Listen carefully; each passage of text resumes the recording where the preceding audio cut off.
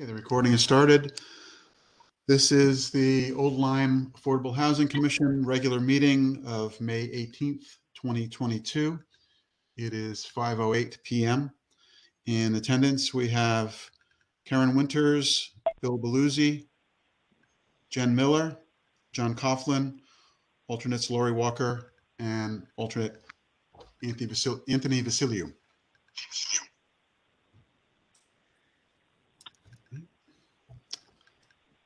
This is a regular meeting, so we do have an opportunity to modify the agenda, which I had sent out earlier.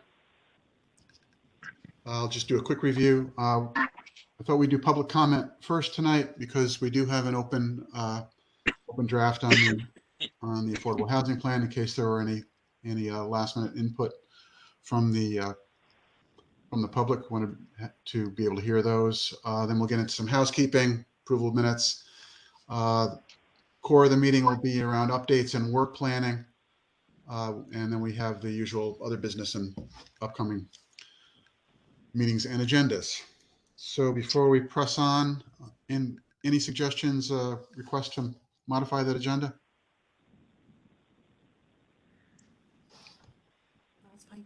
Look good to me. Good. Okay. Hearing none, I will, at this point, open up the lines for any public comment. Anthony, I see you're in twice, by the way. I am. Okay. Let's see here. Well, what this? Unfortunately, I don't know which one to turn off. Okay, you're not echoing, so it's fine. All right. Very good. So if there's anyone online from the public that wishes to speak, I've enabled you to unmute yourself. And if you would state your name and before offering us your comments.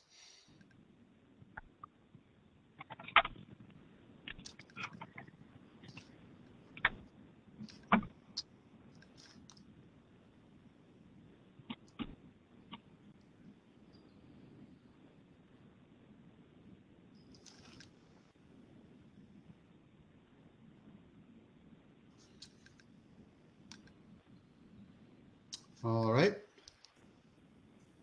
Hearing no public comments, we'll close the public comment session. And we'll move on to item 3 on the agenda, which is approval of minutes. So we have two sets of minutes to approve. Actually, before I go any further, I should have done this. I apologize, Anthony. I'm getting right into business here. I want to introduce the newest member of our commission, Anthony Basilio. Anthony was appointed at the last selectmen's meeting. Anthony has a long background in public and private sector and is currently the, correct me, Anthony, director of the Milford Housing Authority? Yes.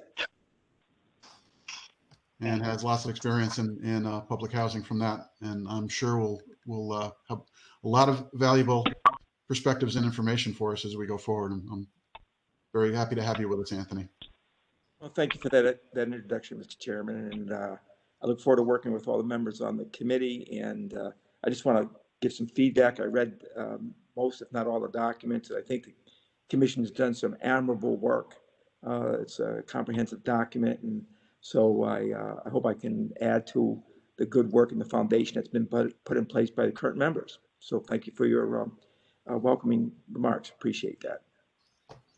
Great, and your timing is excellent. We certainly could have used all the help we could get during the preparation of the document, but with the adoption of the plan, the real work begins. So glad to have you aboard.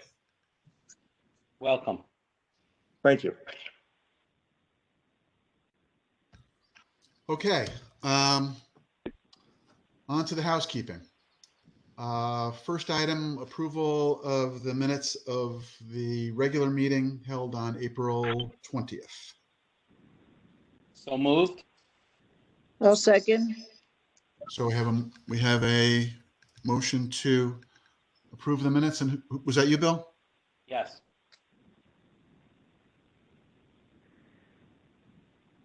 And Jen, you seconded? Yes, sir. Very good. Any discussion?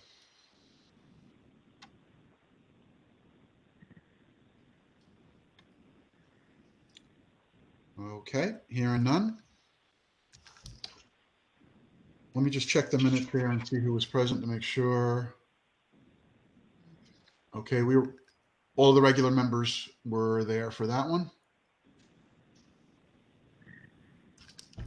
So all in favor of approving the minutes of April 20th, please signify by saying aye. Aye. Aye. Aye. Aye. Any opposed? Okay, it's unanimous, so I don't have to do a roll call. Mr. Chairman, I abstain. I was not present at the meeting. I was a member then, so I abstain. Thank you, Anthony. As an alternate, it's the regular members who vote generally. If a regular member is absent, alternates can be seated as voting. So, thank you.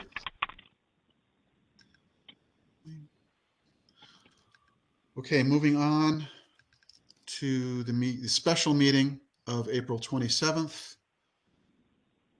Is there a motion to approve the minutes? Motion to approve the minutes? John? Second? Yes.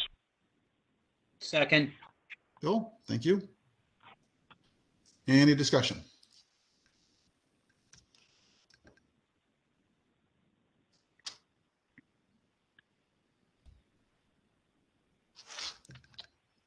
Okay, hearing none. Again, we had all the regular members were present for that meeting. So can vote on this. So I'll go to the vote. All those in favor of approving the minutes of the special meeting of April 27th, please signify by saying aye. Aye. Aye. Any opposed? Okay, it is unanimous.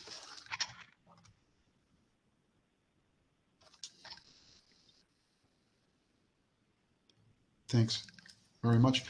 Anthony, the way things work with minutes is that our meeting cadence doesn't allow us to have a meeting to approve minutes in time to meet FOIA. So what we do is we submit unapproved minutes within the required timeline, and then at the next meeting where we have a quorum, we approve them, and then capture that in the next set of minutes. So we kind of have a staggered rolling approval of the minutes, and we would capture any changes in the next set of minutes where the prior minutes were edited. Well, thank you for the explanation. Appreciate that. So if you look at the minutes online, they will typically say that they are unapproved minutes that get posted.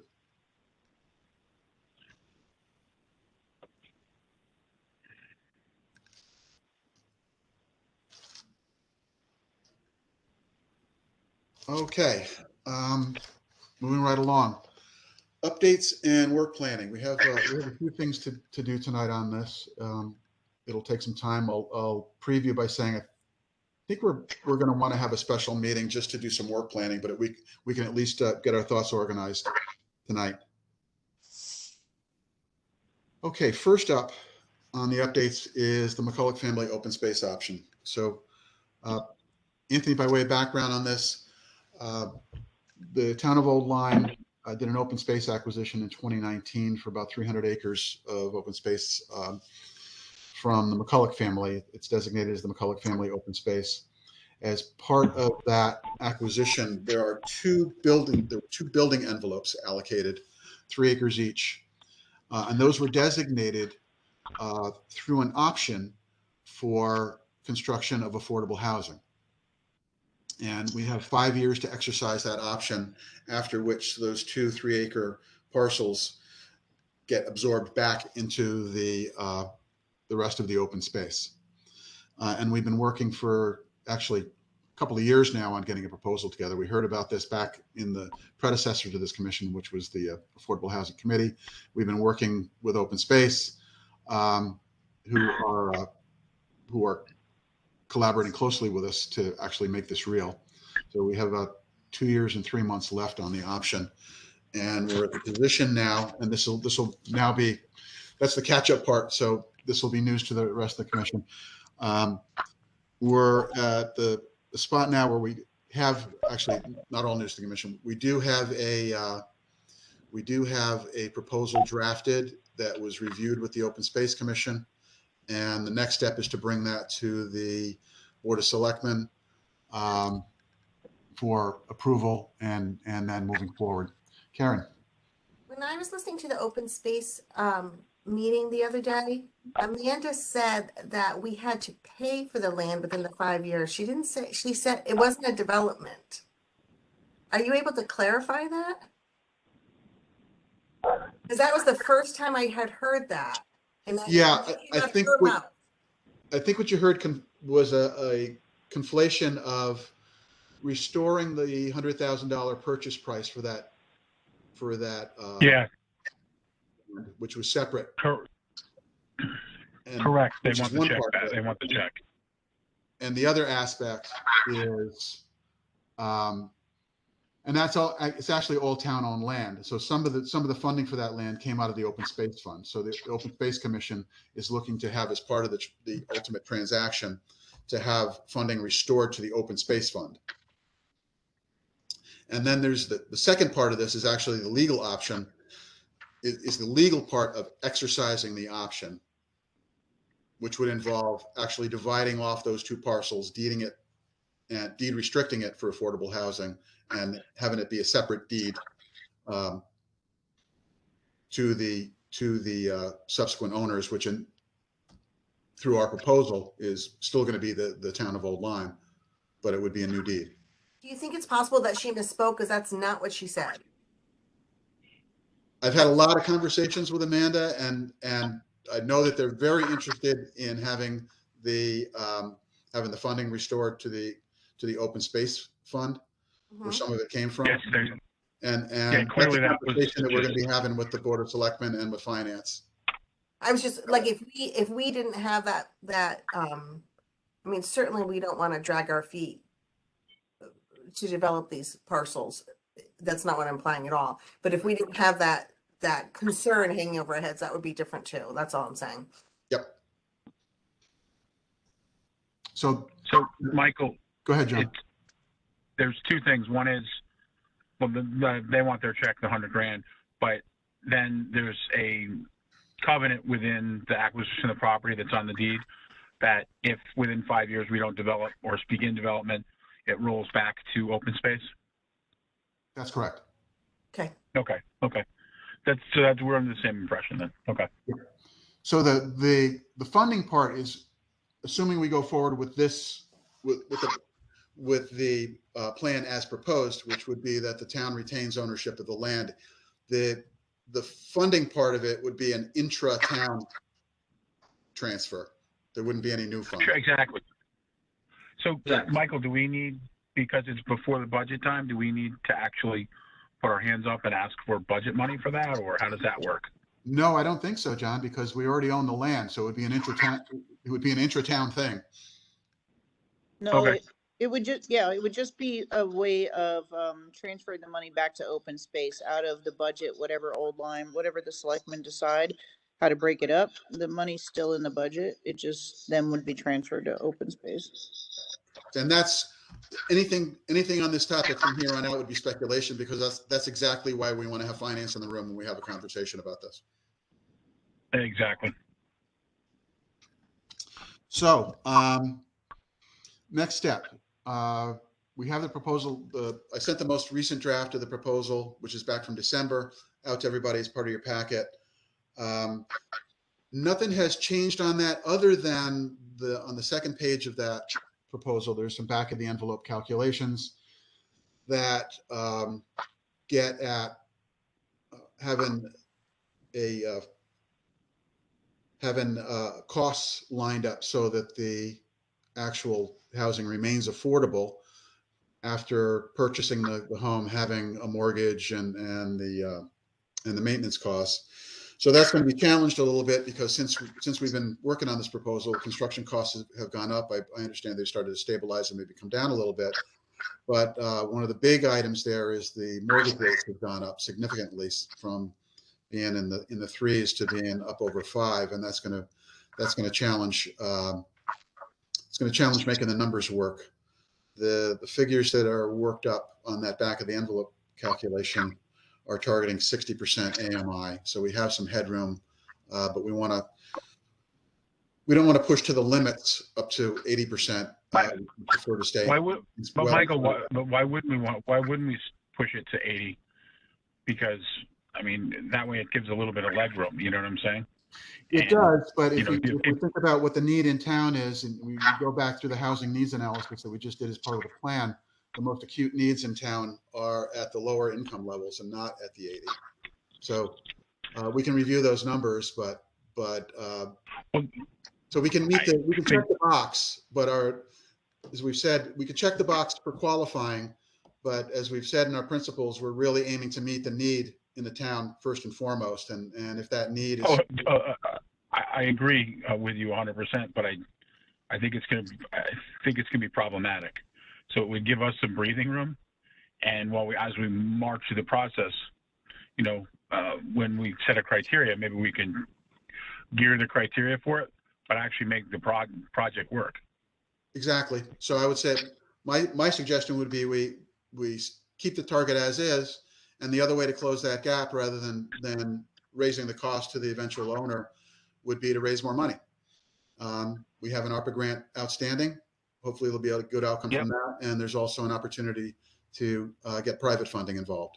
So the more we can offset the cost through either public or private funding, the better picture we'll be able to create for the eventual owners. I didn't think I agree. Go ahead, Karen. Okay, so are we excluding people that are of the higher? I don't want to exclude anyone, Michael. If they're in these windows, I don't want to. No, this is not at all, Karen. This is the back of the envelope, and we're trying to make the numbers work for kind of the middle of the affordability range.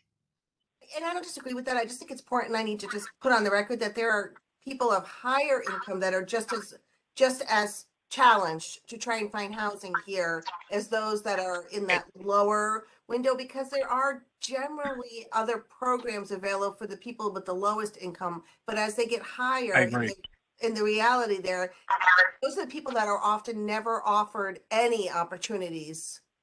And I would have a problem with us being excluding that. So the only thing if I could add is that if we target the 80% and go in with if we go in at 80%, we may exclude people who are in the lower range.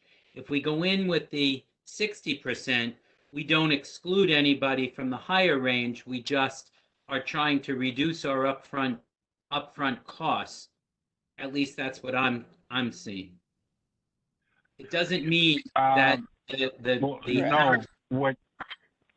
it's what you carry. So in other words, you're saying it would be 60% of income.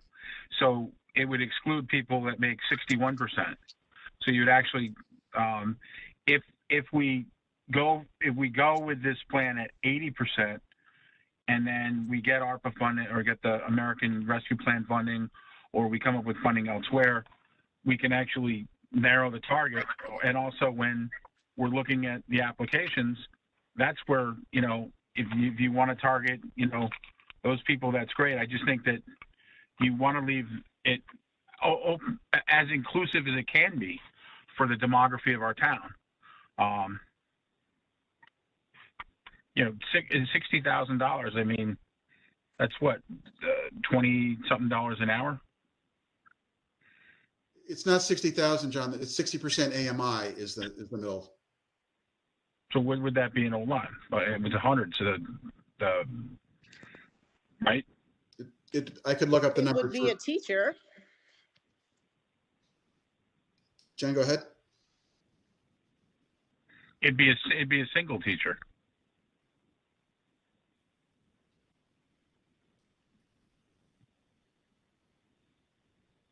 I think maybe we're looking at it a little bit differently. So I think if we say this worksheet was intended to just be, correct me if I'm wrong, Michael, is basically a description of the potential costs that most be estimated to support the house build.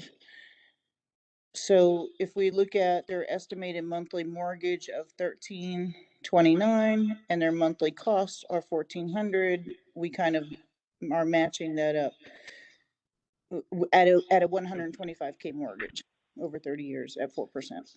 So It's a feasibility So, exercise. yeah, it's more just an exercise rather than, this is not the building committee's parameters around what we're doing as far as 80 no, but to it's, but 30. but I think it should be realistic and be all inclusive. That's what I'm saying. And- Yeah, but I, John, It is all inclusive. I'm going to have to go with Bill on this one because if you set the bar lower, Because if you set the bar if you lower, s- then anyone, if we set it at 60%, then anyone from 60% to 80% could potentially qualify for Okay. this. I'm fine If you with set that. it at 80%, they, then anyone below but if- 80% won't be able to afford it. well, no, what I'm saying is okay, are you sure of the fact that if we set it at 60, somebody who makes 61 to 80% can qualify for that? Right. For the purposes of that worksheet, the 60 was a floor, not a ceiling. yeah, the 60%, the 60% Okay.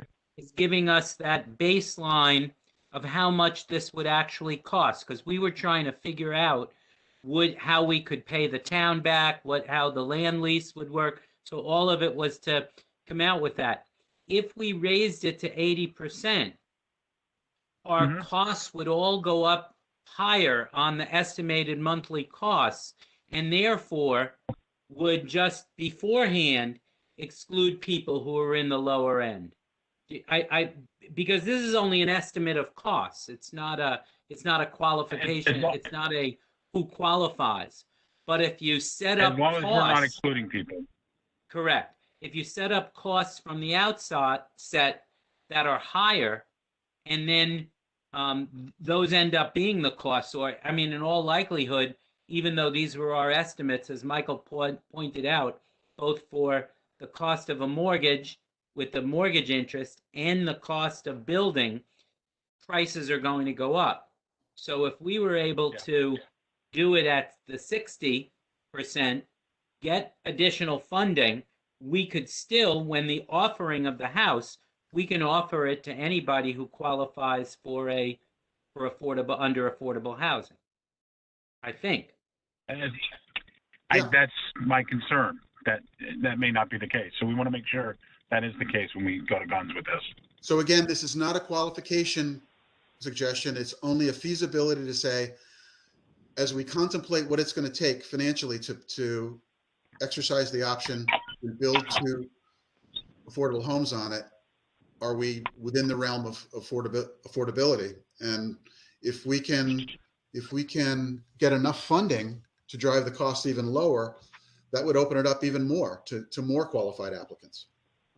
Well, America's Rescue Plan, that's going to be a cornerstone for making this work. That would be very helpful. And yep.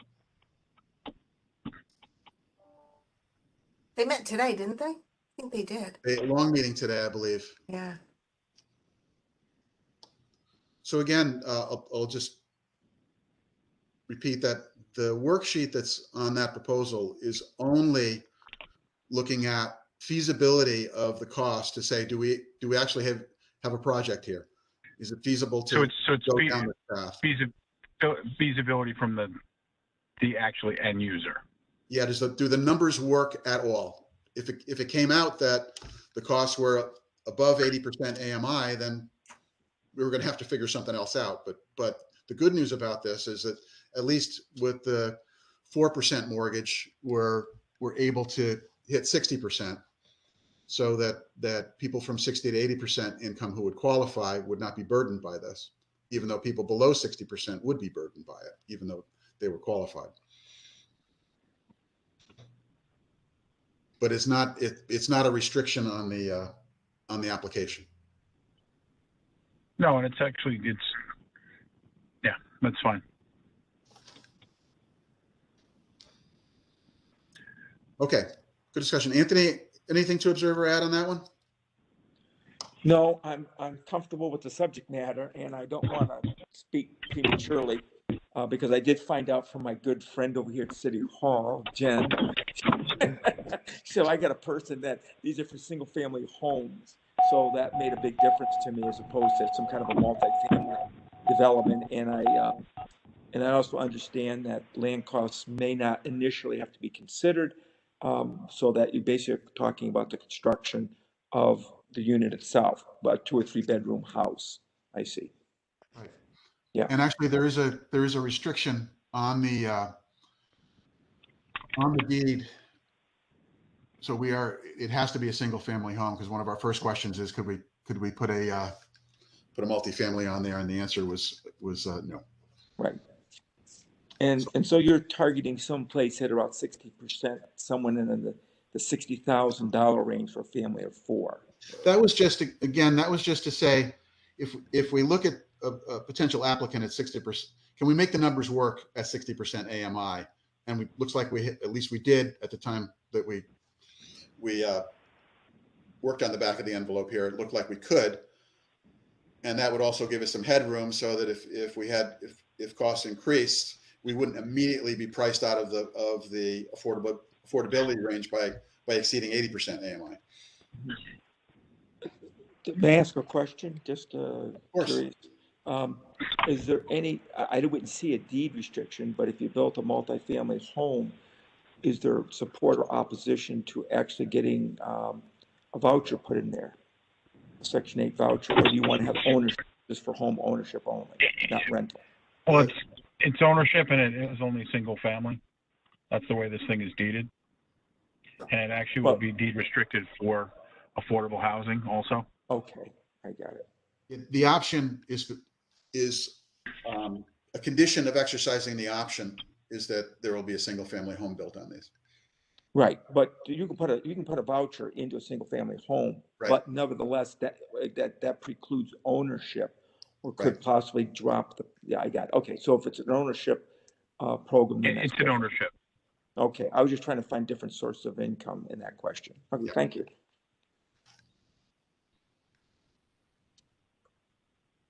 Who did I miss? Lori, anything? Jen, you good? Yeah, yep, so good. Okay. And Karen? Okay.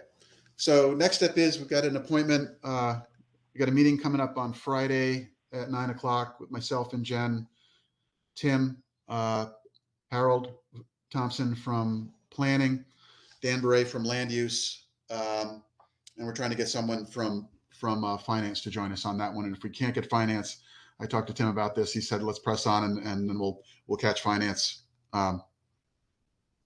next week when they're available. They are in the middle of budget season, so we may have to do this as a second step. But Tim encouraged us to press on with the land use folks. So that'll be happening on Friday morning, and we will report out on that at our next meeting. And as I previewed before, we may want to have one before our June regular meeting, but we'll talk about that a couple of agenda items down. Michael, while we're on the McCulloch real quick, these are not obviously building lots yet, because we haven't gotten any of the information back for the testing and ledge light, and I don't know if they've hired an engineer or not. So is that information forthcoming to our committee to find out that you thought they worked? There was one that had a little bit of a problem, you'd said, so it may cost a little bit more to develop. But is there any way we can get those documents from Open Space? Yeah, that was contracted by Open Space, and my understanding is Amanda has reached out again to try to get the actual report. So she got an oral report, some feedback, but not the official report. And as you said, the immediate feedback was that one of the lots looks fine, and the other one is going to need some site work, but no showstoppers. Okay, because we definitely want to get that as we press forward and to make sure that these are viable before we put a lot of effort into it and find out they're not viable. Right. So right with you on that, John. That'll come up on Friday. The next step after that, so just projecting forward. So if we get through Friday with no showstoppers, we'll be talking about things like the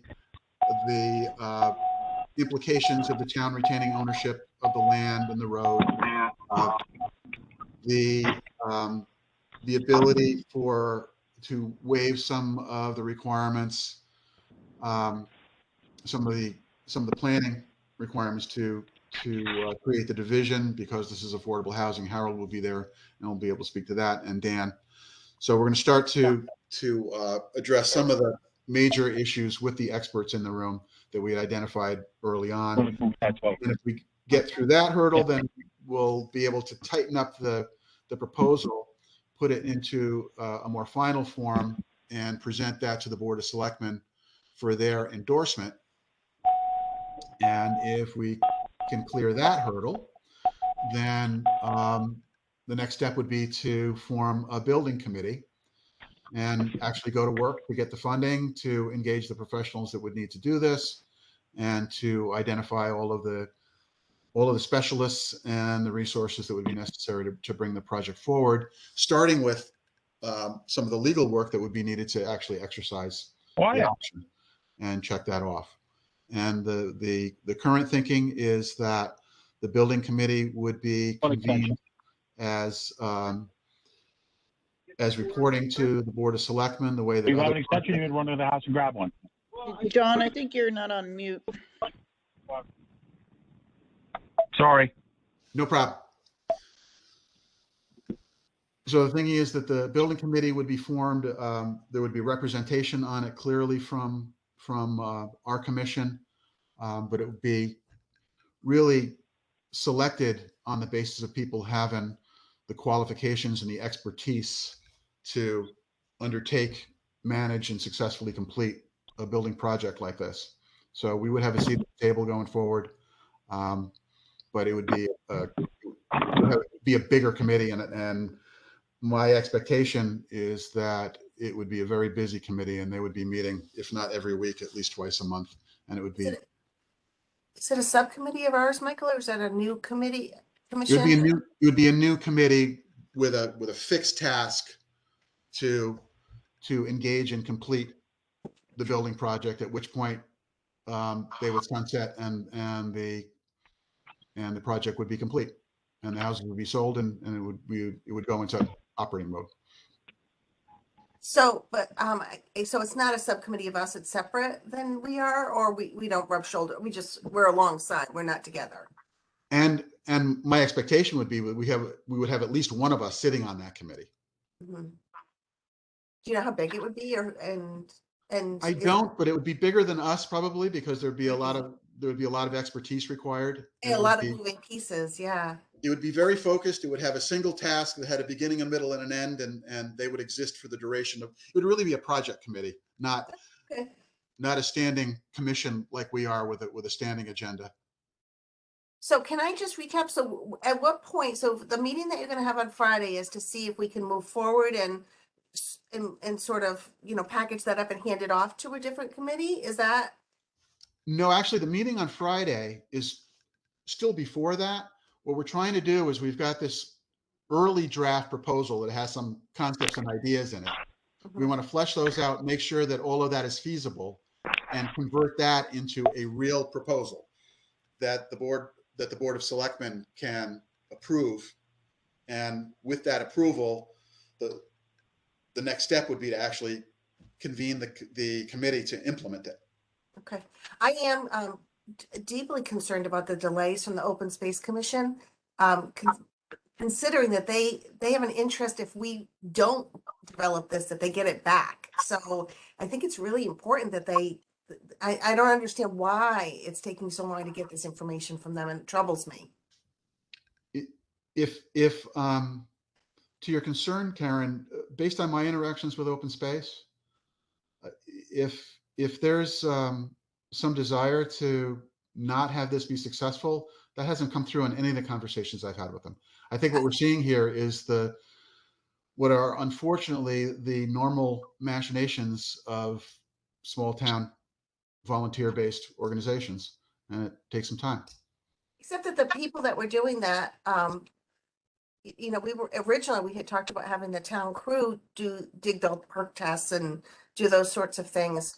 So, I'm just concerned that the people that dug the perk holes or do whatever that they do were paid by the open space. So those aren't the volunteers. So why is this report taking so long to get to us? It was actually the regular town person that did that, is my understanding. The same, It was my it was understanding. the town No. engineer. No, it was town engineer and the gentleman that works up and takes care of open space stuff, and then Ledge Light. Anthony, Yeah, I'm sorry to ask a question, but these two pieces of property, do they have to be linked? Or can you sell one at 100, 110% of market, and have that one subsidize a lower income house on the second parcel of land, which is commonly done? good Can you do question. that? The Good proposal question, we're but a definite advancing, no. the proposal we're advancing would have, the town already owns these two parcels. So the proposal we're advancing would actually have the town retain ownership of these and lease the land to the eventual homeowners. So there's no actual flow of funds that would come from the land. It's all it would if the proposal goes forward, it would all be internal because the land is already owned by the town and it would stay that way. Not the land, the improvement on the land. I mean, so for instance, could one of the two properties be sold at $250,000 and the second one at $185,000? And the first one at or above market would subsidize the second, so that you'd be able to then appeal to I a understand. lower income family, not the land itself, but the actual improvement. So They're both designated for affordable, so if there's an opportunity to stratify that, it would be very limited. let me ask you a question. What do you define as affordable in the law?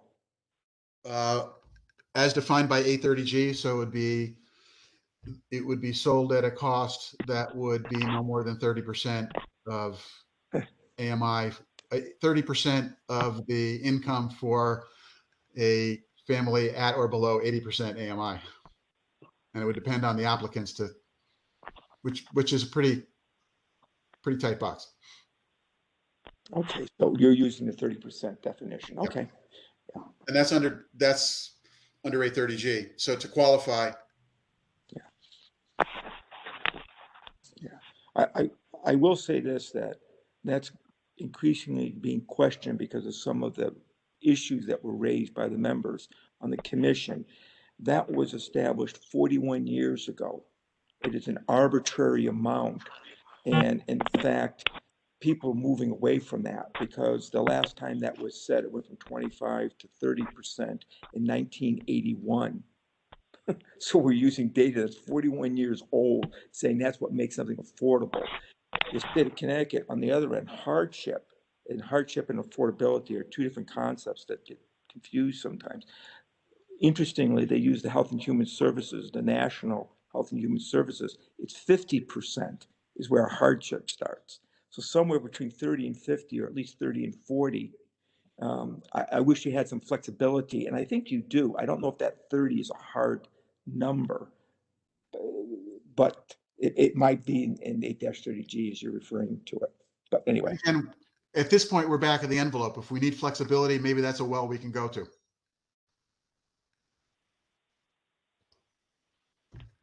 So Karen, to your point on the concern, I think the proof is going to be in the pudding now. We've got the Board of Selectmen involved, the land use folks, Planning Commission. So at this point, by this summer, I would like to, by the time we get through the summer and we're at T-2 years, I would like to have a proposal that is in front of the Board of Selectmen and either approved or not. Mhm. And I don't see any reason why we can't do that at this point.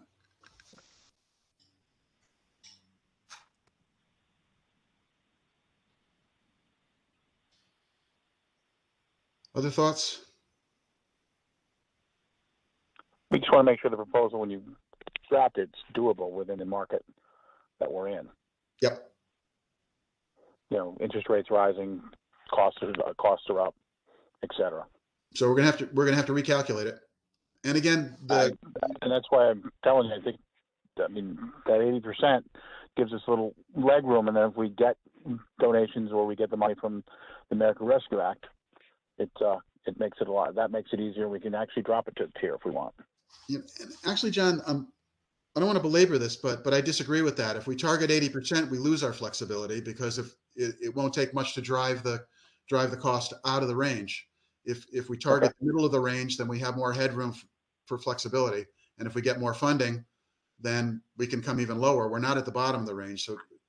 So if we shoot for the max, if we shoot right for the upper edge of affordability, it's not going to take much to knock us out of the range of feasibility for this being affordable, and we could lose it. Yeah, Mike, I agree with you now after that explanation, but I think it's, I just want to pop over to Anthony and point out that we're not looking for hardships, but we're looking for affordability. There's the difference. And what I'm trying to argue is that, believe me, that concept is not set in concrete as much as a lot of people believe it is. It's because it's used and thrown around because that lower number lassos a huge number of statistics that say that 50% of the people don't live in affordable housing. So it's very imprecise, much more than you might expect. And so, I mean, 30% of the area of the median family income for our jurisdiction is 88.6, 30% of that's 26,580. So you're looking to put a family in there that makes 26,580? No, No, okay. Oh, no, that spends 26,580 on their housing costs. That was the housing cost. So they're not That a their family family should income. be not spending more than 30% of their income on housing. So you just take the average income, then you go to what's 80% of the average income, and then you go from there on those numbers. Oh, I So, see. I see how I work it. Okay. Yeah, okay. I'm just, anyway, I don't mean to be So disruptive. round numbers, Anthony. 80% AMI for a family of 4 of O-line Okay. is about $72K. Correct. Yep. So 30% of that is about $24K. Yeah, no, I actually got the limits at 79.9, 80% here in O-line, 79.9 for the 2021 income limits that I pulled down. You're right, it's very high numbers. So then I get it. But I'm just saying, be careful. That's a very arbitrary number, and it's 41 years old, and there's and no one can ever tell me historically why that thing has any credibility given over 4 decades of reference. And it was never intended to be an affordability factor when the Brooke Amendment was passed in '69, where it started for 25 points. So I'm just saying, I not just for the benefit of this conversation, but it's always something that I have a heated discussion with about a lot of people, trying to be able to help individuals who are extremely low income or even at the 60 to 80% percentile. That's all. Thank you for listening to me. I do appreciate it. No, excellent. No, that's really good information. And to the extent that we have the flexibility on that, we may need it. The challenge is going to be that if we also need to qualify to get some of the benefits of being formally qualified, that 30% is codified in 830G. So if we need to be, but in any case, we're still at the feasibility and just trying to maintain flexibility going in. And I hope at the end of this conversation, I'm running through it all in my head, but I hope the outcome is that we still have a potential project here, which I think we do. Yeah, I think we do. And, the other thing is that I think there can be adjustments to this. You need to present something to get the concept going, because at one point when we started this, we were talking about that the new owner would own the land, and that the town was going to get actually a lump sum reimbursement when the property was bought. And we came up with this idea as a way to phase this in, to make it more affordable. And if the town were the town needs to buy, when I say the town, the selectmen, and, they need to buy into the option. So these numbers are really a way to make it realistic. And I think we can always adjust this, but it's a concept. And I think it's better off in this format than if we raise it at this point.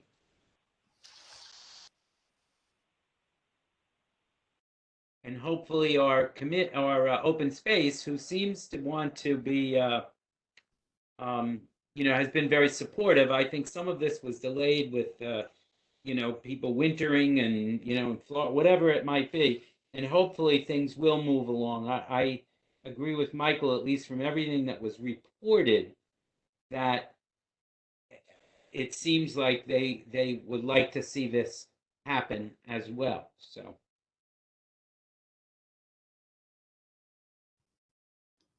And if we have a coalition of the willing in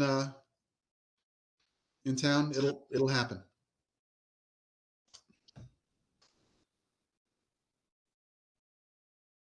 Good discussion. It's important.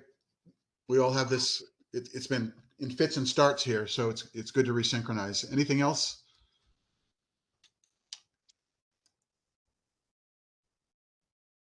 So Friday at 9, this next meeting will happen, and regardless of if and when we have a special meeting prior to our next regular meeting, I'll just send out a quick email to let you all know how it went.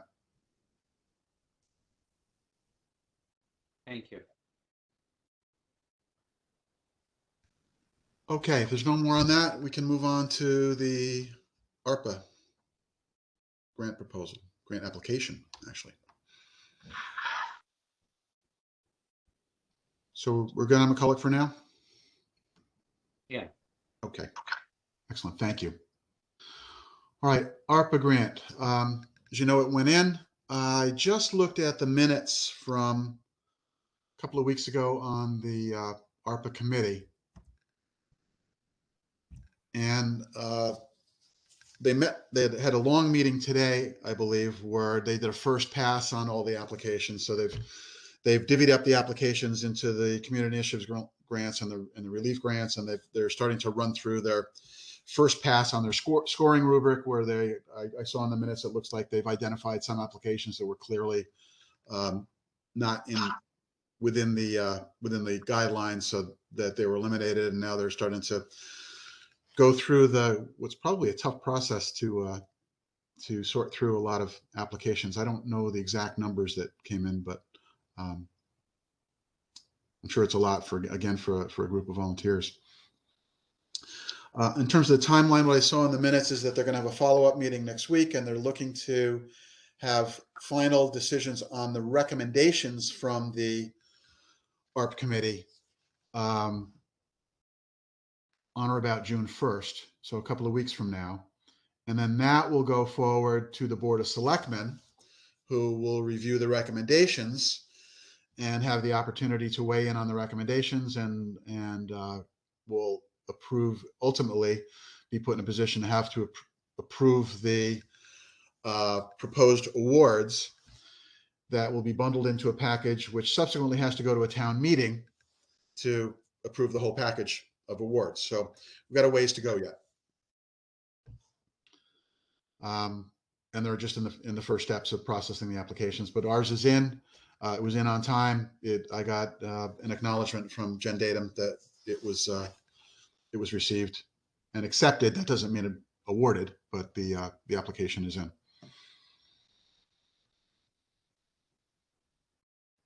Does anybody else have anything heard or learned anything on that?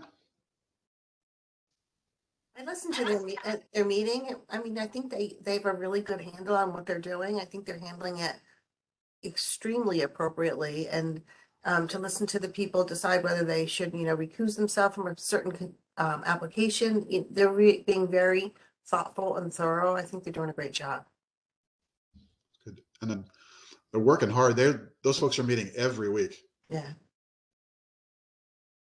I don't envy them the task they have.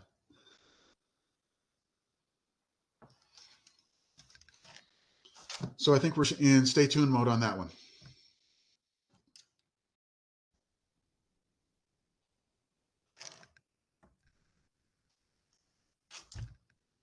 Okay, next update, the 830J plan.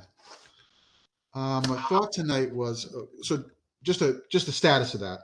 So on the 27th, on the 20th, we had approved the draft to submit to the Board of Selectmen for their review and to take up adoption of the 830J plan. That was done. I subsequently went to attend a Board of Selectmen meeting and gave them an overview of the plan, which was apparently well received. Jen and Bill were there. If I got that wrong, you were in the room. I was paying attention to the delivery. You guys were seeing the body language and such, but it seemed like it went pretty smoothly. Yes, very well.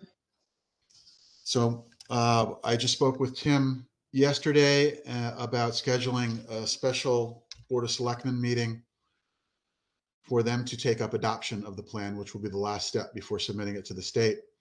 And that looks like it's going to happen either Tuesday or Wednesday of next week. So that would be the 24th or the 25th. And I will keep you posted on when that actually comes up. I do plan to attend in case there are any questions. Haven't spoken to Tim. There's not an expectation that there'll be any kind of presentation on our part. So they have the document in hand. They've had the presentation, the summary of the summary presentation, the executive summary. And I'll be there to take questions. And you all are, of course, invited to attend and participate when that happens. So I think we're in pretty good shape at this point.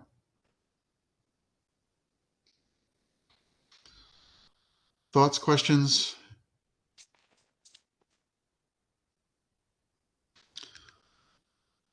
Okay, so I think we are in a position, hopefully, not to count our chickens, but I think we're in a position to think about implementing this thing,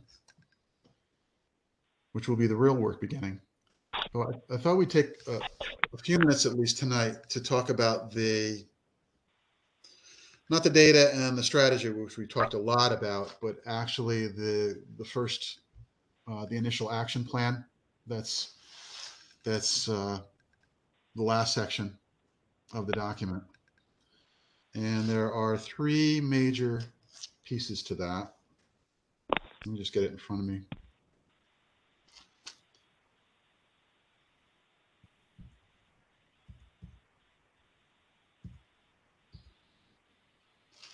The first I know is building the actually the first is follow up on open items. So we have the development capacity assessment from Rivercog and SLR that we commissioned through using our technical support grant, and they've delivered on that. It's in the appendix package. The report that they submitted on that, the bottom line of the bottom line was they reckon that under current zoning regulations, considering all of the environmental and other constraints and land that is already developed, we have room for about 400 units of new housing in town. And again, that makes a lot of assumptions, and including current zoning regulations and some standard assumptions about presence of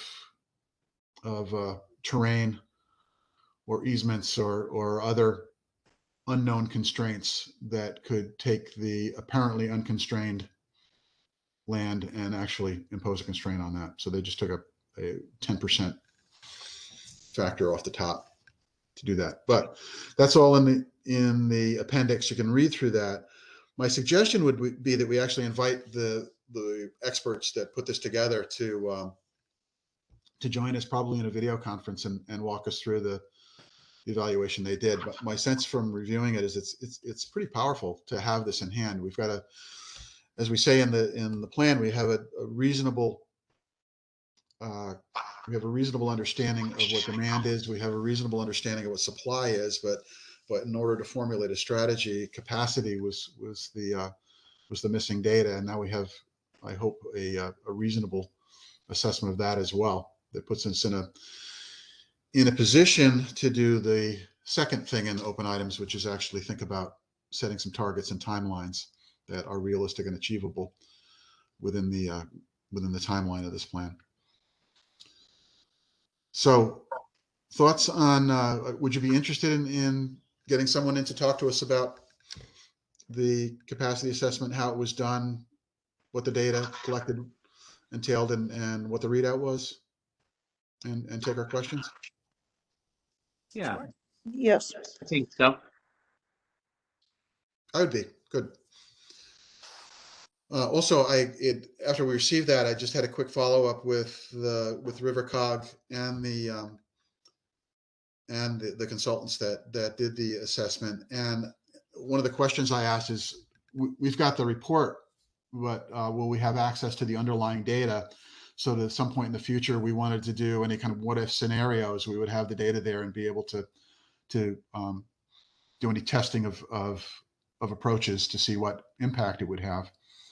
And the answer was a very good one, which is RiverCog has all the data. They intend to maintain it and to archive it. And right now, a lot of it is in GIS, which requires some specialized tools to use, but they have the capability to extract it into Excel or other formats that we could work with if we want. And they intend to keep that, and we will have ongoing access to it. So it's really good news. And as I've looked at other towns' affordable housing plans, so far ours is the only one I've seen that actually did a specific capacity assessment as part of their plan. So.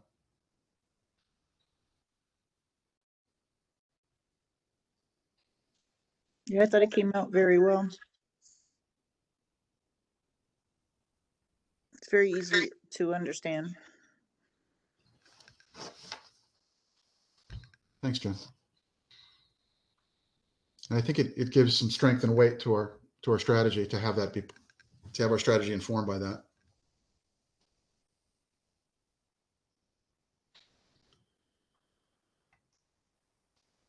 So the second open item there is recommending the timelines and targets, and I think that's going to be a long conversation. We probably want to have it after we've had a chance to really digest the strategy and the data. So we'll need to schedule that. But if there's any thoughts on that now, wide open to them. But I have no expectation that we're going to be able to successfully engage and complete that this evening. Yeah.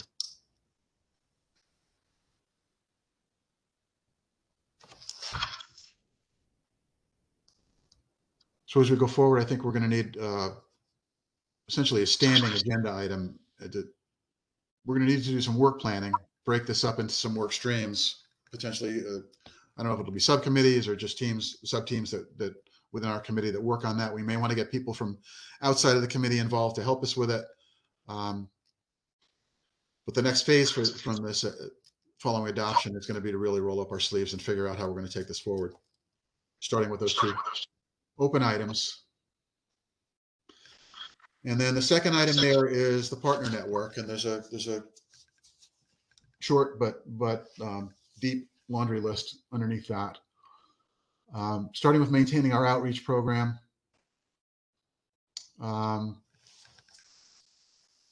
opening up lines of communication with planning and zoning to get at item number 3, which follows. Opening up more lines of communications with the Economic Development and Open Space Commissions, particularly around the elements of the strategy that would involve further collaborations with open space on open space add-ons and for adding on to economic development projects for mixed use affordable housing. And as a side on that, the Shoreline Gateway Commission has been convened. I have a seat on that right now, not commission, committee. So I'll be able to report back on what's happening on the Shoreline Gateway, but that will be at least one line of communications to the EDC on a specific project that could provide the opportunity for some mixed use development.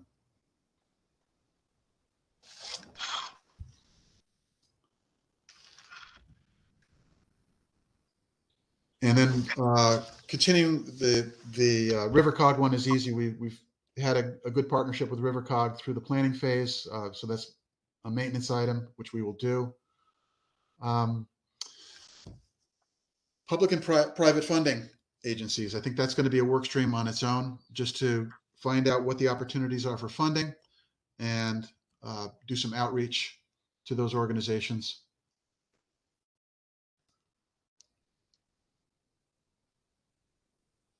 So some of the for-profit and not-for-profit affordable housing organizations like Hope and Habitat Humanity, again, opening or reopening lines to those. We have a great conduit to Habitat for Humanity with Jen on board. We have at least contacts within Hope, and we need to reopen those. And there are others that we should be seeking and reaching out to. 2.7 there is encouraging formation of an old line-based not-for-profit. Essentially, Lori, I'm really interested in your thoughts on this one, which would be essentially bringing something like the original Old Lyme affordable housing back in. And the idea for that would be to have a local not-for-profit that wasn't part of town government as we are, to be a conduit for public resources and philanthropy into some of the projects that we're going to identify and want to advance. So that's a concept right now, but we'll want to do more with that. So Laura, if you have any thoughts on that, I know you were part of the original Lyme affordable housing, right? Right. Way back. Which we can thank for the 3 units of deed restricted single family homes that we've had for the last 20 years and none since. So that was the last time that those kinds of projects have been done. And I think as we look at McCulloch, we look at some of the other items in our strategy, it would be really helpful to have a partner out in the not-for-profit sector in town, as I said, as a conduit for public resources, whether it's funding or expertise.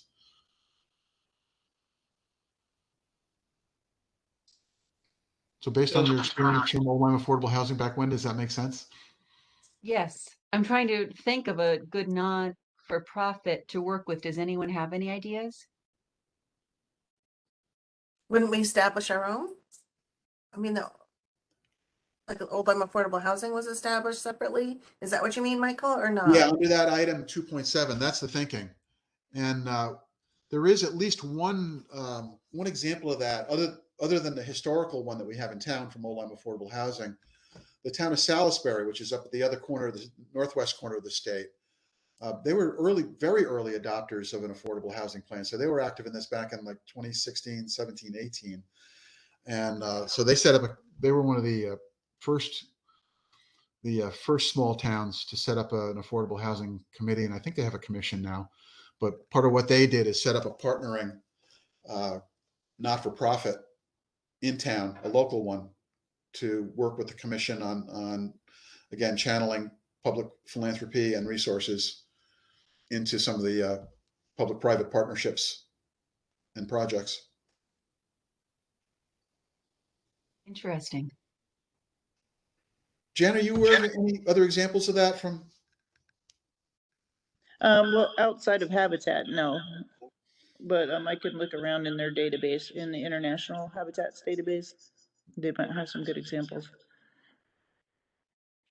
Anthony, I was just gonna ask you if you had any experience or have seen Well, that work. you can always do a quick request for proposals and to be able to solicit developers to come in. If you were looking for a disinterested partner, but a partner with expertise that could do it at low cost. One option is available, and it's encouraged increasingly in Connecticut, is to partner up on a limited basis through an MOU with a housing authority. So you could go up to Middletown. Now, I will say, let me just divulge this to the group. My brother's the executive director of Middletown. He's in his 45th year there. And they've done this. They've built homes and developed stuff.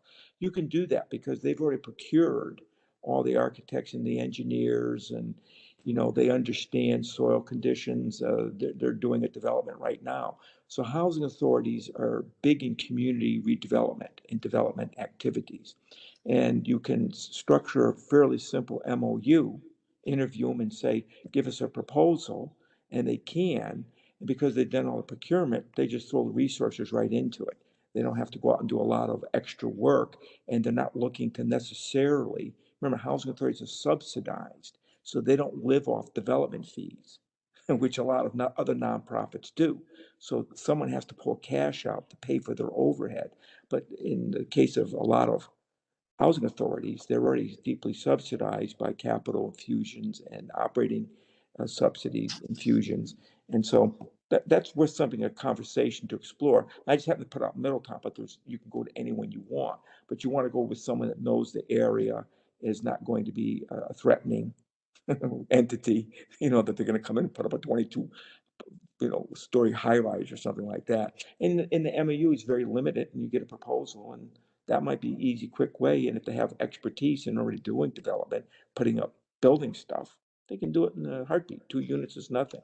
I know in Middletown, you could go up and look at 3 units that they did when they tore down the old police station and cleaned it. And then they developed 3 units years ago, and they're now in the process of building a bunch of developments right now. They're self-financing them. In fact, housing authorities can even finance. I mean, there's all sorts of stuff. So it's worth a conversation, even if you just want to get a feel from a person who's been around for 45 years, knows his numbers, and is an expert in this, just to get a better feel. And then I'm not saying you have to go with that housing authority, but it's something worth looking at, or getting housing authorities to bid on it. And other nonprofits could bid against them. But there are some advantages to doing that. In addition to their expertise, they don't have any need necessarily to rely on development fees. There's no drug for that, where that's how they make their money. They develop, they pull out a development fee, and they go on because, again, they do housing and have all the resources to do development. And it's done not a lot in Connecticut as much as it's done in many other parts of the country. But housing authorities are big in development, community redevelopment and development programs. And they put huge, I mean, tens and tens of millions of dollars in some of the bigger urban areas, and even the small ones. They're pretty big players in Atlanta, and Connecticut's a little bit more behind the rest of the country, but it's worth looking at if you want to explore something different, innovative, and get it done quick. The other problem too is that we don't have any land. So, well, that precisely brings up the point. I think that's, Anthony, is a wonderful point about once you have maybe some possibilities of places where you think any kind of a project could go, to utilize something like a memorandum of understanding with an existing commission. But I guess I'm wondering is, given our, under our partner network, the, number 2 is so very vital, the exchange of information and ideas with planning and zoning. Unless I'm wrong, unless some of our planning and some of our zoning changes, we really don't have, we might have we've fantasized about the old cherry stones, if it became available, somehow getting that kind of thing, sure. But minus something like that happening, we don't have available places that we are aware of to build under present zoning. Now, if we're talking about just the idea of relaxing some restrictions on affordable, on accessory dwelling units, so that that becomes easier. Obviously, they're not going to go with, you know, the as of right, and I fully understand that. You don't want to completely open that up. But what I guess it feels like we need to find out, and perhaps this can be simultaneous, but we need to be having those conversations. And I'm not saying they should have happened already. I'm just saying that I feel like our next step is to see where we are at with our zoning commission to make any possibilities of changes or of places where the concept, because we have basically talked about smaller units, either accessory dwelling units or like duplexes, maybe even 4 units on typically a property that was a two acre zoning or even a 1 acre zoning going with a duplex. Are they going to be willing to entertain some of those things? So Yep. I feel like unless that happens, we can come up with ideas, but anyway, I guess I'm just saying I feel No, like I was thinking of doing a seeding program, and I do have experience in a community that's very anti-housing because of fears and the uncertainty, and they don't know what's going to go on. So I was specifically saying, well, maybe you could quickly get the 2 units underway in place, demonstrate to the community good work, good neighbors, that it meets or exceeds, the neighborhood. And I'm not saying you're gonna put a $600,000 house there, let's say.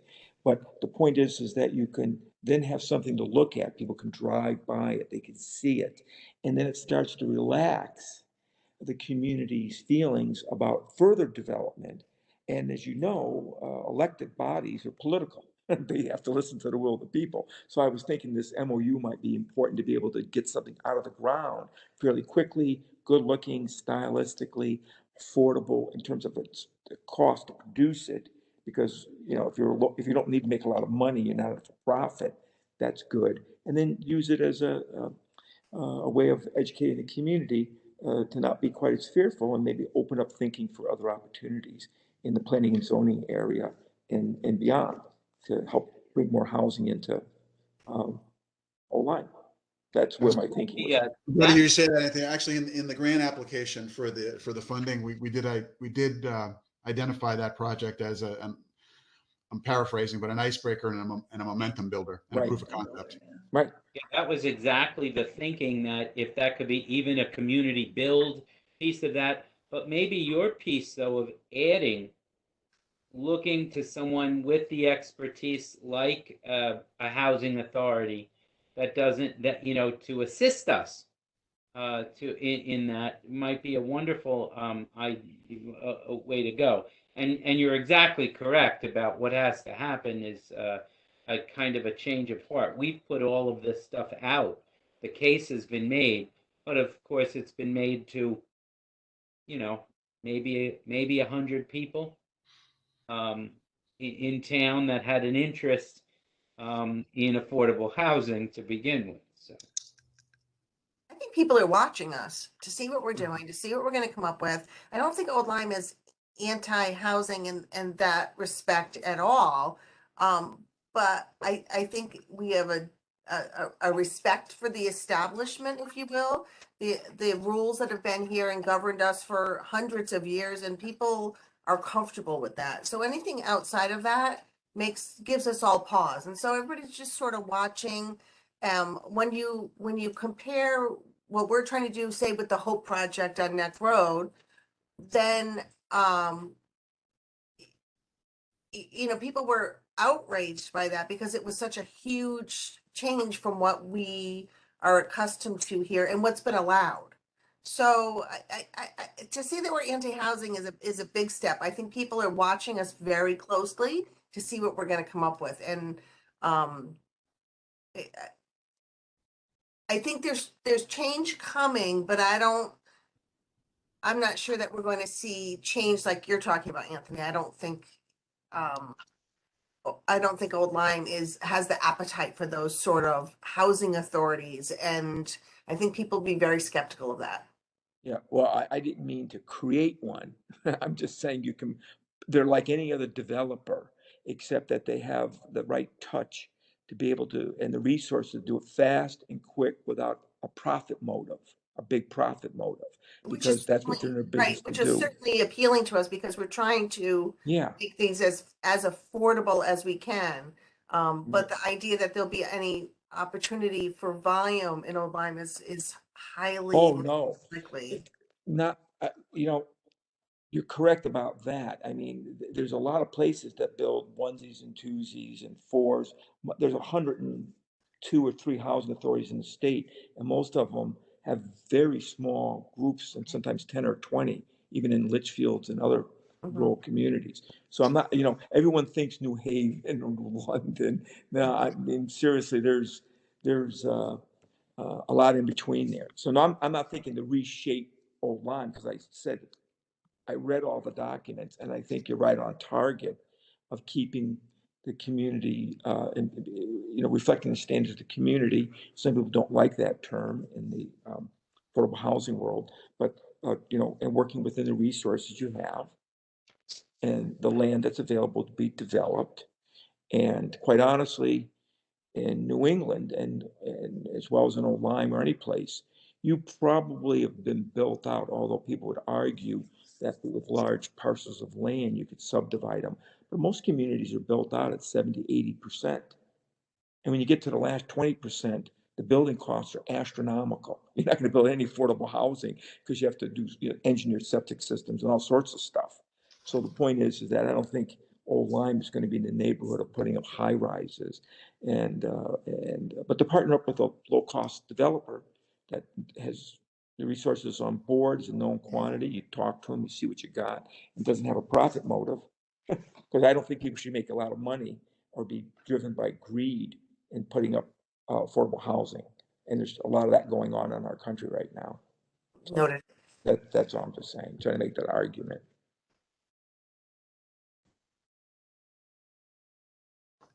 Thanks, Anthony. And so from two perspectives, one is specifically, as you were saying, to facilitate and hopefully accelerate the McCulloch project. It sounds like something we should explore seriously. And the other is to have that as a tool in our toolbox. So when we do have a project, it's a node on our network. It's a tool in our toolbox. It's a call we can make, and it's a resource. So from both of those, and I hope I can volunteer you to work on the funding aspects of the network, because clearly you've already demonstrated that you have something to offer in that space. Yeah, I'll help out any way I can. Right. You just ask me, and I'm always a sucker for volunteering for something. And I'm doing this now myself in Milford, so it's a timely request. So if I can help, I will. Good. All right, and then the last item under number 2 there is something that we had already started on. Is Jen still there? Did she have to go, Anthony? Yeah, No, I'm DOE. still online, but I'm not in the building. Ah, Yeah. Jen has left the building. She's really virtual. That's all I can tell you. She's virtual. In the ether. Yeah, she's in the ether. She's a captive of Verizon, probably, or something. I don't know. Well, I'm glad you're out there, Jen, because the last item is the developer outreach. Just we had talked about Yeah. preparing a list of questions and some form of survey or interview to assess interest in local developers and to getting involved in affordable housing projects, and also to get their thoughts on what would constitute a more attractive environment from Yeah, their and perspective. and what kind of to Anthony's point of profit, what kind of margins are they looking for when they come in, and things like that. So I think that would be still a good thing to do. And then maybe Karen and Anthony and I could work together on that and reach out. That sounds good. So we had Anthony, for as background, we had started along this path of getting some assessment of what developers were looking for, what the, no pun intended, what the landscape looked like, it was our original thinking was we might want to have that feed into the 830J plan, but it became clear that we weren't going to have the time to do it by June 1st. So we decided to actually just put that as an action item to do after the plan was adopted. And so we're picking up on a conversation that we've been had that began a few months ago. And I don't, Jen, was there ever an initial list of questions or just their topical? I have the initial list of questions, but I haven't sent them out yet, so I could do that for sure. Yeah, and we Okay. can do that in the context of spinning off just a few work streams Okay. on the initial action plan. So nothing you have to do right now, but so Okay. that work stream will have a little jump start. Okay. Yep. Sounds good. I am going to jump over to the Board of Ed meeting right now, so I will talk to you guys later. Thank you, Jen. Anything you want to Okay. leave us with before you head out? No, just welcome, Anthony. Good to have you. And looks like we're making really good progress. I'll see you Friday. Okie doke. Okay. Jen. Bye. Thanks, Jen. You're welcome. Michael? Go ahead, Anthony. One other thing is that I can suggest that like in trying to come up with a structure, a legal structure for developing a nonprofit for Old Lyme, that's not as hard as you might think it is. I mean, I have a development corporation, as a many housing authorities do. And, we're in the public domain. So where we've spent, I had mine developed by the University of Connecticut Law School.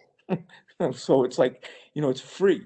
You can just get hold of these legal documents and have them pretty quickly, tailored for something that would work in Old Lyme. It's not we get to start from the ground floor and move up.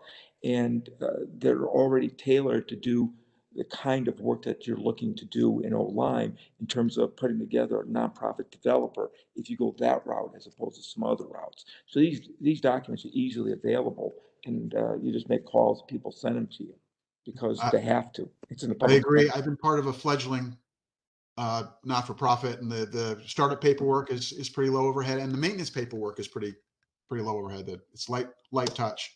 So yeah, not a high bar to do that. The main thing is to have the mission, have the right people, and with the right expertise and to make it work. It's a people thing, in my experience at least.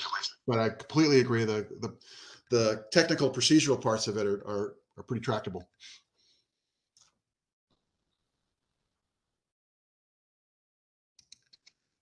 Okay.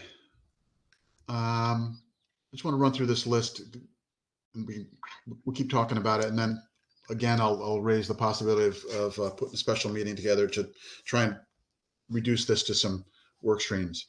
Okay, third item on here is an item unto itself, which is zoning changes. So up at number 2, we just had a general networking with zoning, and that would be for the regulatory changes. And if you remember, as part of our commission's charter, we have an advisory role as well, so that when affordable housing matters come before planning or zoning, we are chartered with being able to provide advice to them if not consent. We don't have, it's not a formal referral. We don't have a vote, but we should have the expertise to advise on those matters as they arise and come before planning or zoning or land use.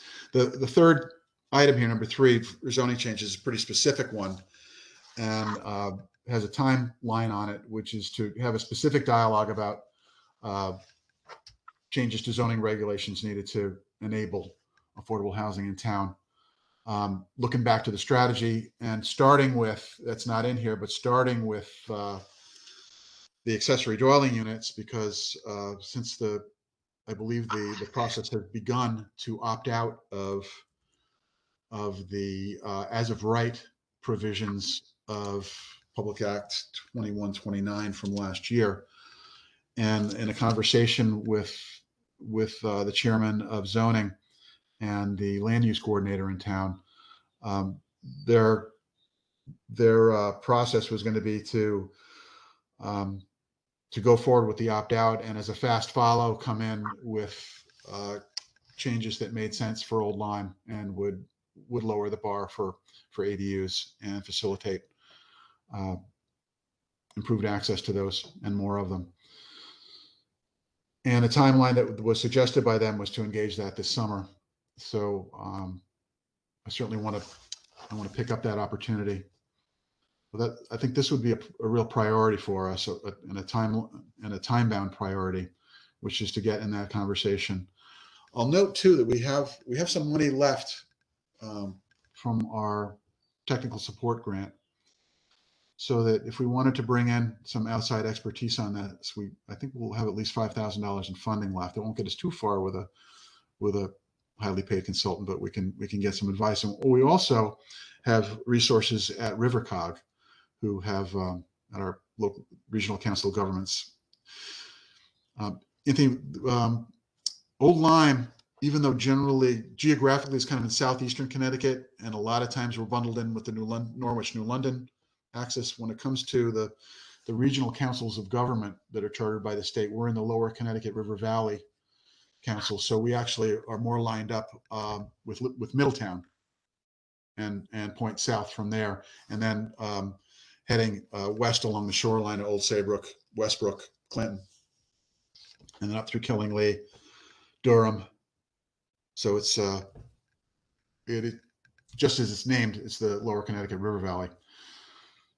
But in any case, they have on staff and accessible to us planning expertise, GIS expertise, and some zoning experts. Actually, our current land use coordinator is an alum of RiverCog, so we have resources there. But in any case, it would involve pulling those resources together, having the conversation with zoning. My understanding of the process is zoning's not going to write the changes. What we can do is have sort of a range finding preliminary conversation with zoning, and then it's going to be on us or a third party to go off and actually create a proposal that then would come before and be adjudicated by zoning. So we can have some advisory on our part, conversations with them, but it's not going to be a partnered effort to actually propose the changes. At some point, we need to take the advice, get some resources, go off and write a proposal, and then bring it back before zoning to go through the approval process. So this number 3 is a more defined and concrete item, and I think it's one of the top priorities we're going to need to kick off, because if we're going to make any progress in town, it's clear that some zoning changes are going to be part of the solution. So thoughts on that? Again, we're not going to solve it. We are by no means going to solve it tonight, but just trying to understand what the body of work is and the timeline and expectation for it.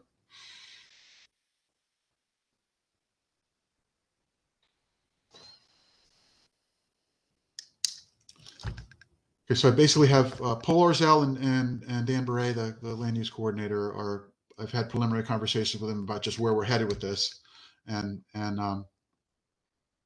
they're ready to engage. So we'll pick this one up quickly.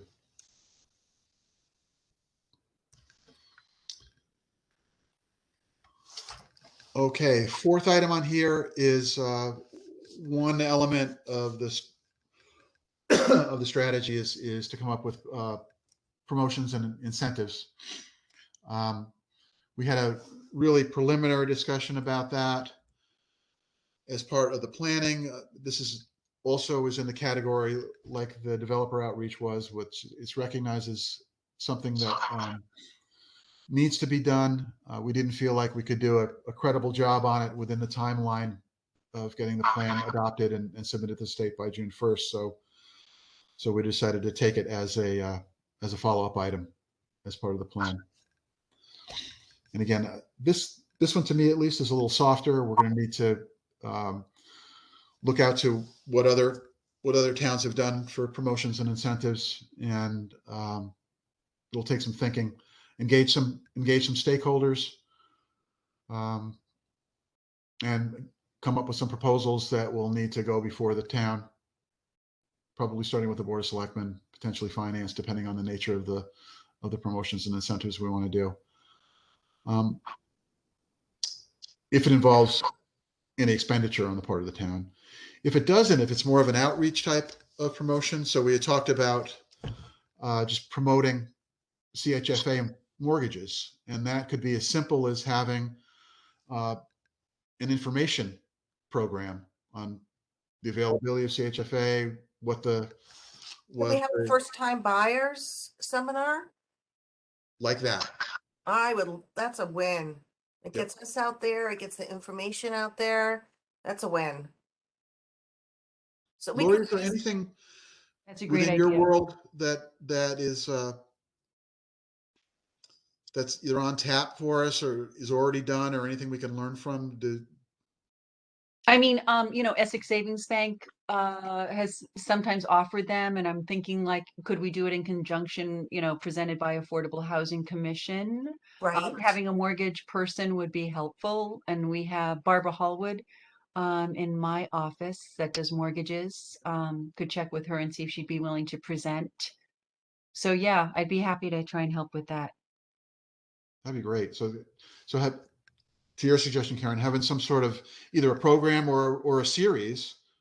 Here we are. And Let us then- ask us questions. Let us teach you. The information Yeah. is there, but I have to tell you, one of the problems I think, and actually Lori would have some input on this, is that there's almost too much information. So people are just inundated, and if they don't understand the language, it's Yeah. really hard to find out the answer because you don't know what the question to ask.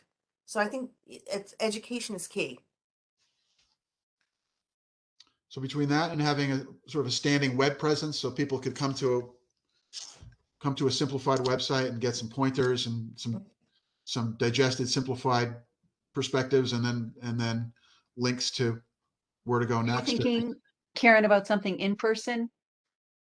Yeah, I was thinking the town hall or something. Yeah, I Yeah. think in Out person. there, let me show you my face. Here we are. We're here. We live here. We believe in this. We're here for you to help you. It's a win. I see Anthony's hands up. Do you have experience with some? Okay, I didn't know if you had experience with some of the first time seminar. And I don't even know if CHFA would actually entertain something like that too. Wasn't there a man in Oh, Keith Turner, Bill Turner? Bill No, Turner, Bill Turner. years ago when we were Yeah, all buying our everybody first called him. houses. Yeah.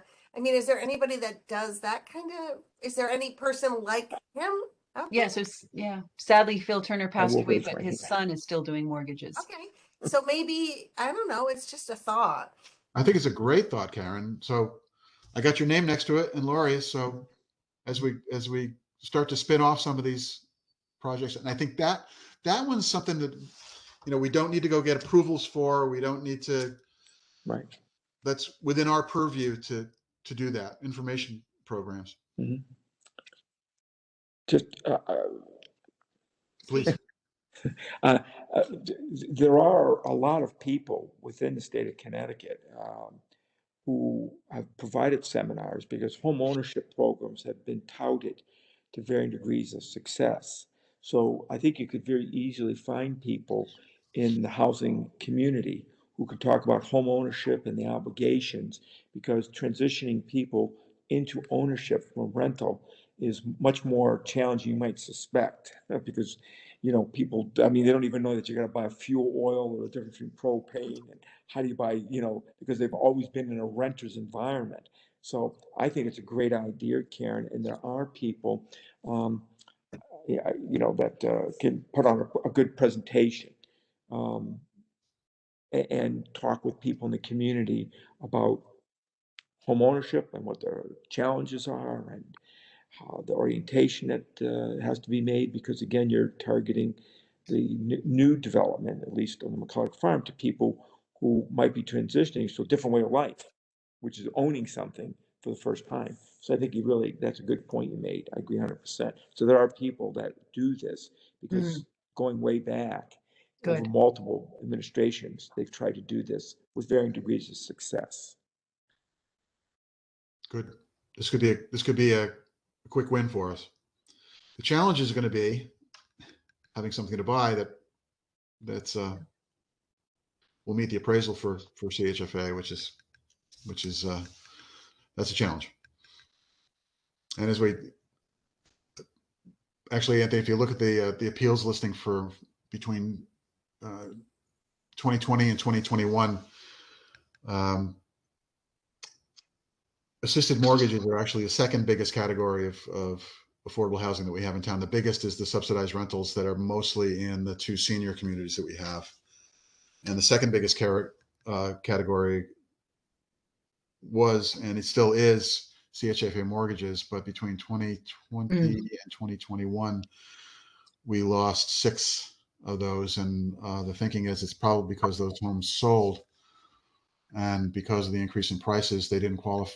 Either the buyers or the selling price for the property didn't qualify. So they're a risk because as the market changes, homes that were affordable when they resell don't necessarily retain that.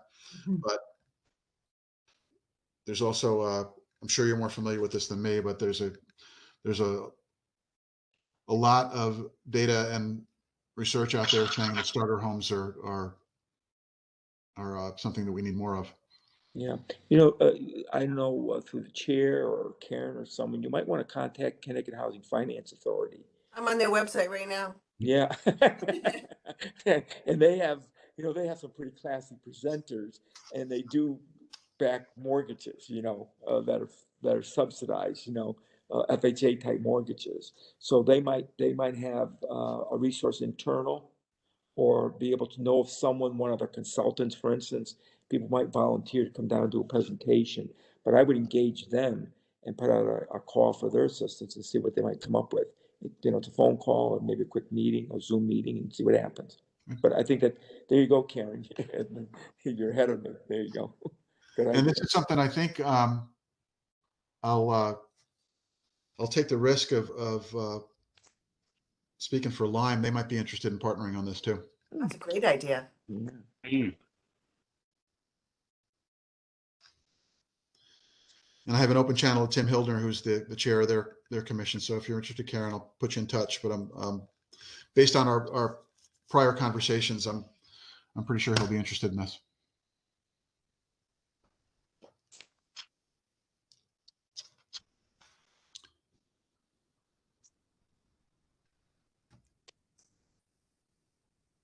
Okay. On incentives, I think that's going to need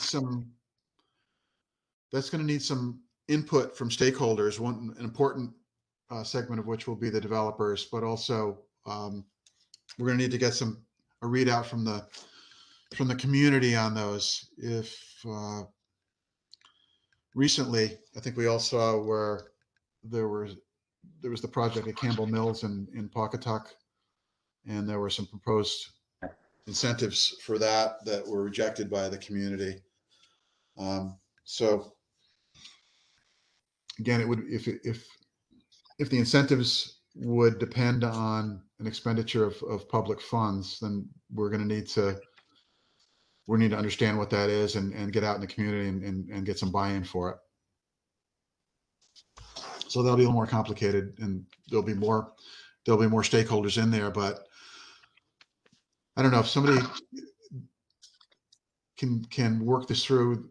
It's an area I can't work through, but with the market headwinds out there and prices being so high, it's going to be difficult to find developers to come in. Not for profit developers, we might be able to find to come in, but it's going to be difficult to find developers that are going to be interested in affordable housing, given the profitability that's out there with the market the way it is. So I think some incentives are, if we can come up with acceptable incentives for the community, I think they'd be a good part of the puzzle. But it's going to take my sense is it's going to take some work to get there. It's not a slam dunk like the mortgage seminars.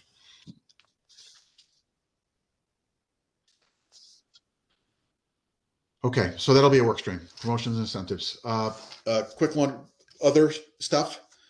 As we've gone through this, we've studied some of the practices and legislation at the state and federal level, ranging from some of the details around 830G to the Clean Water Act that has restrictions on new development using sewers that were funded under the CWA, to some of the state policies that seem to put open space and affordable housing in competition rather than collaboration. So I have taken a few pages of notes on stuff we've encountered as we've looked at and tried to understand the impact of policies and regulations at the state and federal level. So I think that'll be a small work stream, is to just put those together and get them in the hands of our local government to channel through our local representatives, and then also up through the region, because I'm confident that other towns in the region are going to be having similar experiences, and it would have more weight if it came from a regional perspective. And again, I have some notes on that I can seed a discussion with, but may not be a huge work stream, but I think we want to capture what we've learned from this planning process and continue to capture those as we actually hopefully reduce it to practice. And the other one is even more specific, but and that's to look at any opportunities for on-site sewage processing that would alleviate the need for public sewer systems to enable higher density housing. And I know Jen has done some research on this, and we're aware that Massachusetts and New York seem to have access to some more advanced technology than the state of Connecticut does at this point. So again, that's more of a concept right now. But if there is more advanced technology available that could potentially relieve some of the limitation on public sewer systems, then we should be aware of those and try to advance them, because it would be, if not a game changer, it would at least be an enabler for some projects. And I don't know if you all, my wife reminded me that, Laura, you remember Mervyn Roberts, I'm sure. So the former Sewer Avoidance Commission was very enthusiastic about this. And one of the principles they had was essentially managing your water, because we're taking groundwater from Old Lyme, and if we send it away, then it's not going back and refreshing our groundwater. So, there's a lot of schools of thought and opinions on this, but I think it would be useful for us to inform ourselves, have a position on it, and advance that.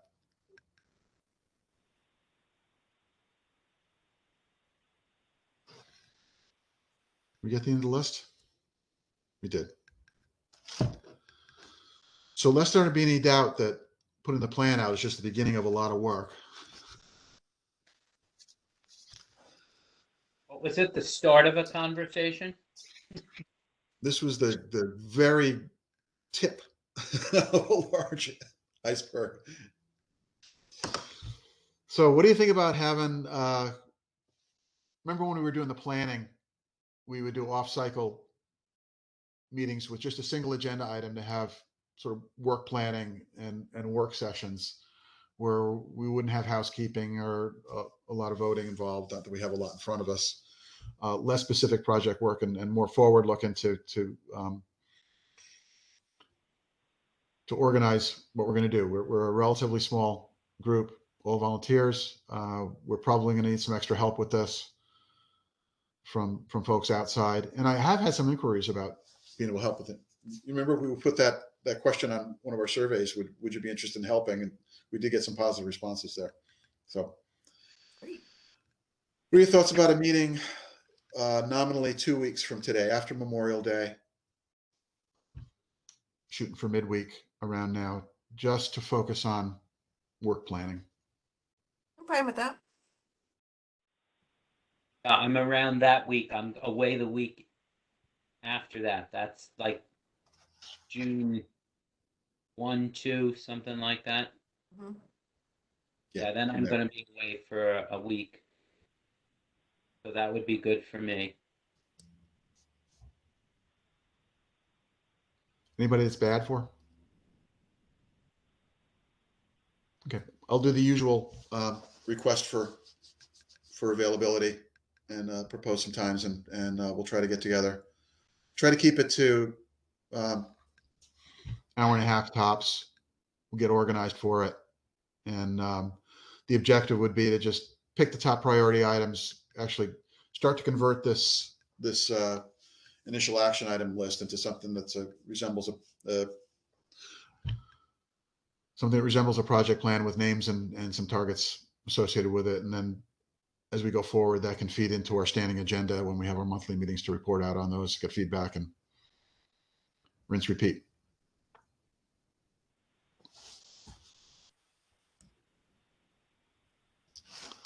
I'll make that happen. Hey, anything else following up on the hopefully soon to be adopted 830J plan?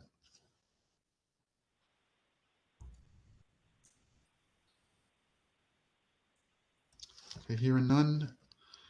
Any other business?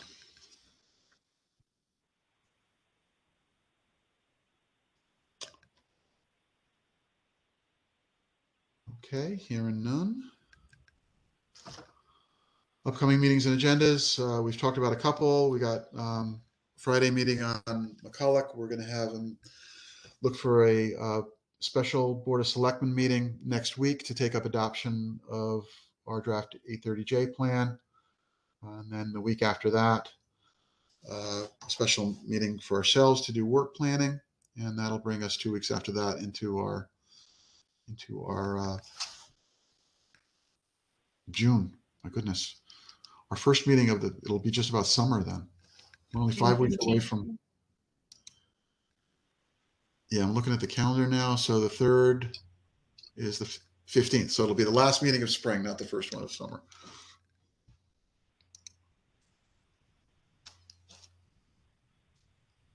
Anything else on the radar screen for meetings to be aware of? Okay. We're just coming in at 2 hours. Not bad. Laura, your first meeting was 3, wasn't it? Yeah, 3 hours. I was nervous. Lori walked into a 3-hour planning session for our first meeting. So we did better by you, Anthony. I know. Well, I didn't tell you that. I was just doing it's a trial balloon here, this meeting. So you kept it under 3. So that's good. So I'm still hooked. So you'll be back for the next one, I hope. I will be. I just don't want to, as a personal privilege, I just want to tell everyone you've been so kind to me today. And I probed a little bit to get some background information. And as I suspected, because the front end, the documents are so thorough, I figured you guys had done a lot of back end discussions and thought. And that came out in your conversations and some of your reactions to my comments. So thank you very much for a nice warm welcome. And I'm even more enthralled of joining on after meeting everyone in this meeting. So thank you very much for your hospitality and your collegiality. Thank you. Thank you, Anthony. We're in full honeymoon mode. Thanks. Thank you. Thank you for all your contribution. Thank you. We're looking forward to it. It'll be a long one. Forward to a lot more. Great. Okay. In that case, if Motion to there's adjourn? nothing else, it's that time. I will look for a motion to adjourn. Karen Karen? made it already. Second. Second by Bill.